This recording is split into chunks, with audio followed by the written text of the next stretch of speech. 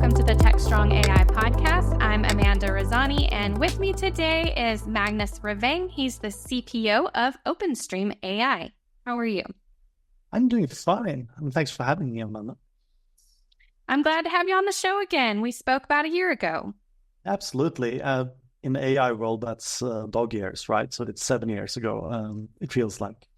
Yes, it does. AI has been advancing very rapidly, but we're here to talk about why it is that AI adoption seems kind of slow. So let's start with, first of all, tell me a little bit about OpenStream so our audience knows about OpenStream, and then we'll go into that topic. Of course, yeah. OpenStream is an AI provider. We provide conversational AI, which is the automation of conversations for customer service and for employee engagement. We also do, a lot around language AI, from large language models to symbolic systems and agentic packaging of those. So, broad set of capabilities in our platform. So that's what we do. Okay, wonderful. So then let's get to it. Why, with as many advancements as AI has shown over the last year or year and a half, why does it still seem to be a little bit slow in its adoption? I think it's nothing surprising if, these are cycles. There's nothing surprising in it if you look at other tech booms going back, right?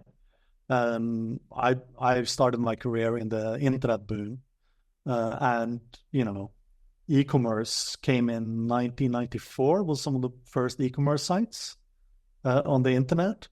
Today, in 2014, 30 years later, e-commerce is still not larger than physical retail, right? So even though it's amazing to be able to just click, deliver with Amazon Prime next day, stuff like that, it still hasn't dominated. The adoption curve still is, way over 30 years. And you see that with all kinds of technology, right? Capabilities come really fast, and then we struggle for 10 years to figure out how to package it to solve actual problems.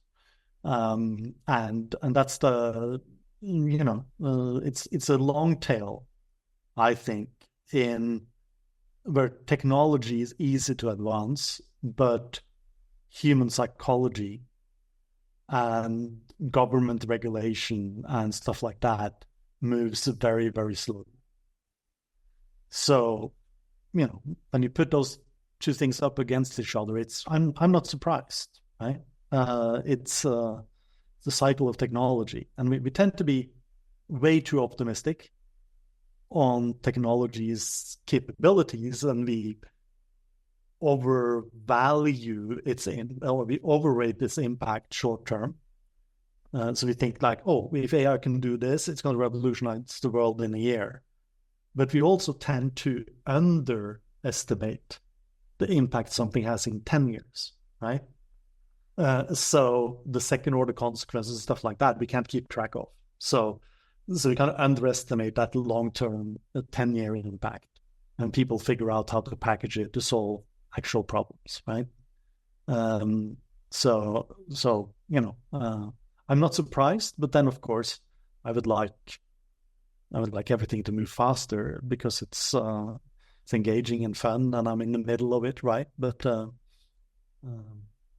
I think, like you said, there are a lot of business leaders and companies that are jumping on AI, trying to harness it, but without any true problem that they're trying to solve, without a clear understanding of what they really want to address with AI. So that's part of the problem. And then, like you said, putting too much faith in AI when it's really just one additional tool. It's not the end all for... Yeah.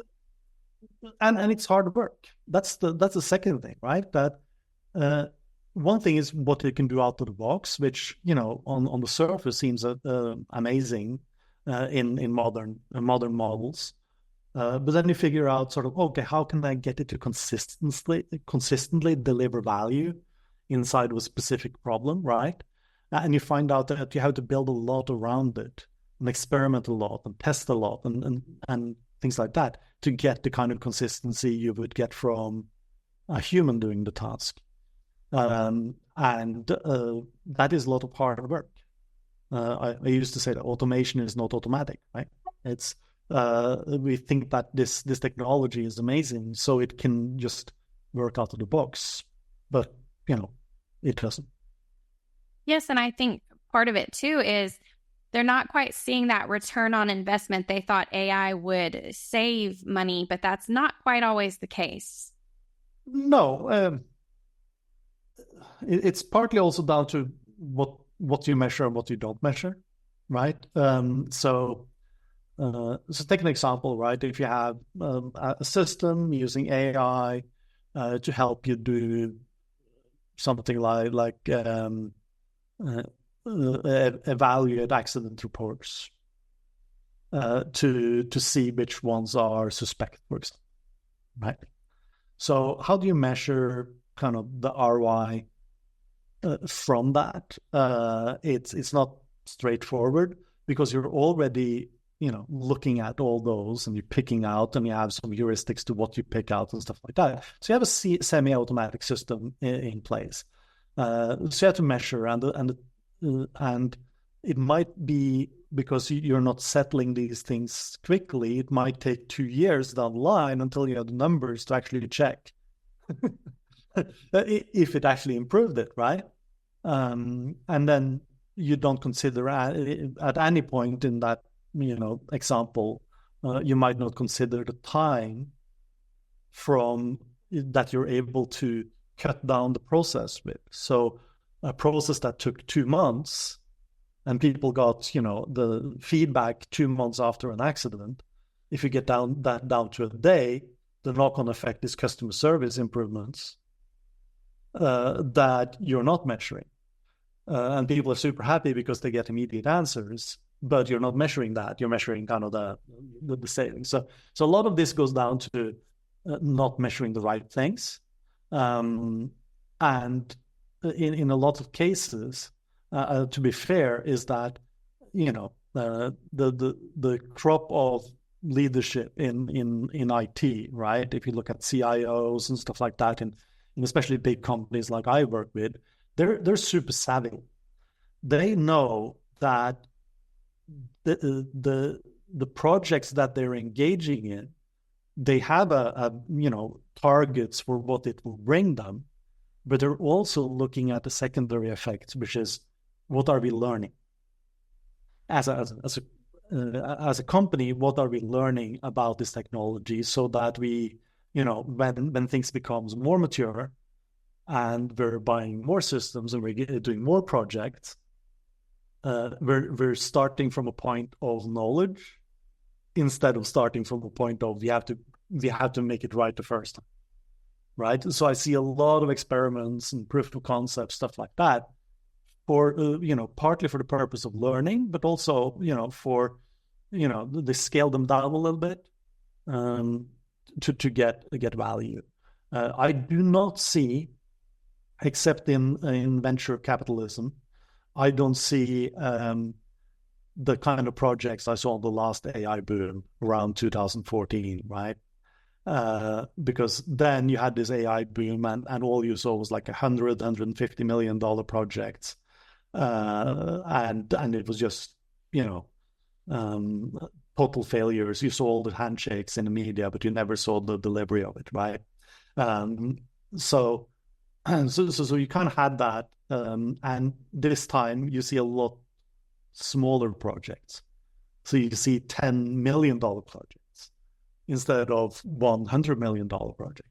I think, maybe the venture capitalist space that is investing billions and billions in, wrappers around ChatGPT should perhaps look at what the big companies actually doing and spending. What do you think is needed in order for more AI adoption? What needs to happen? First off, understand, right? It is a technology that's amazing, and disappointing,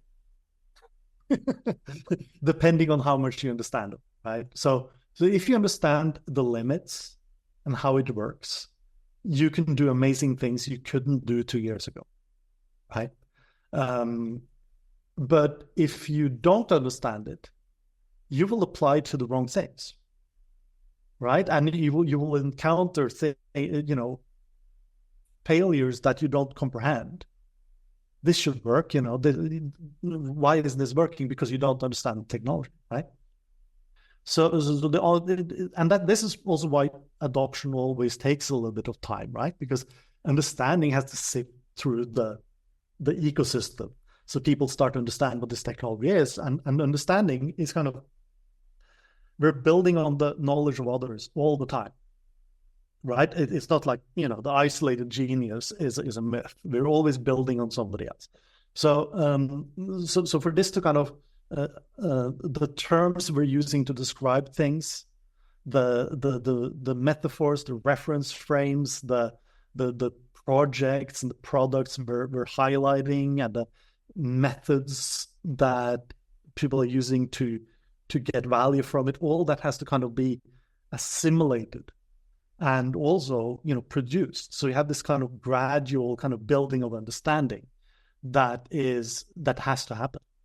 And until, the understanding is better, people will apply to the wrong things, right? And they will try to do things that it's a very poor fit for the technology. And that's just the way it is. And you can argue that if people don't do those failures, the market might not learn. So you have to kind of think that, well, it's necessary with all transformational technology. People are talking about the bubble and stuff like that. It might be that bubble is necessary to learn the limits of the technology, and it might be sort of like if we can believe a bubble theory, right? That you will have a kind of like a crash of evaluations and stuff like that. But 10 years from now, it might be seen exactly as, well, it was something that was needed to get acceleration and learning in a short amount of time, so that we could get that value 10 years down the road.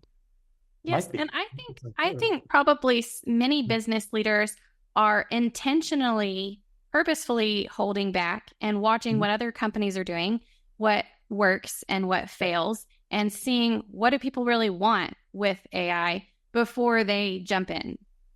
Absolutely. I see some of that, but I also see that there's lots of projects out there that are internal, right? Especially when we talk about generative AI in particular.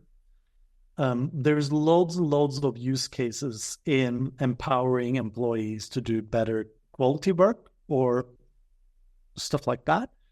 And companies might not talk too highly of it, because they see that, well, it's a 1 year project, it's 1.5 year project, it's like half a year project. If we can get that under the radar and get the 20% productivity increase among highly skilled, highly expensive workers, it's competitive advantage. I see a lot of those projects, right? That happened quietly. And I think that's a savvy thing to do, right? But usually those projects are high up the organization, because there's no history to point to. This company over there did that, so we can get the same savings. It's none of that happening, right? So it has to be based on a belief, a bet, something, and usually that requires you to be high up the organization to be able to say, we're gonna spend 5 million on this, and these are the benefits we hope to get from it. So yeah, those projects exist, and I think a lot more than people think. Well, if there was one key takeaway that you could leave our audience with today, what would that be? It would be that we're not over the experimentation phase, right? I talk a lot about AI on, what it is, what it can do, what it can't do, try to kind of elevate understanding of people. And I still find that, naturally, the majority of the world doesn't really understand artificial intelligence for now, right? And so I think the major thing that business leaders and people that are not data scientists or work in the AI industry can do is to learn as much as possible, to learn through doing, not trust salespeople talking about the technology and claiming artificial general intelligence in the air and stuff like that. Everything has to be sort of tempered, know the intention of why things are said in the AI space. There's a battle for legislation, there's a battle for copyright, there's a battle for market share. So there's these battles going on, which is naturally shaping the narrative of some of the public messages that go out there. And we have to be kind of skeptical. The only way to evaluate that, what people say about artificial intelligence is to have an understanding of it, to have tried it, to have worked with it, to have tried to apply it and failed, to have tried to apply it and succeeded. Right? So experiment as much as possible. That's a fun thing to do. You should negotiate to get time to do it. Right? So yeah. Sounds good. Well, thank you so much for coming on the show and sharing your insights with us today. Thank you for having me. All right. And thank you to our audience as well. And stay tuned because there's more.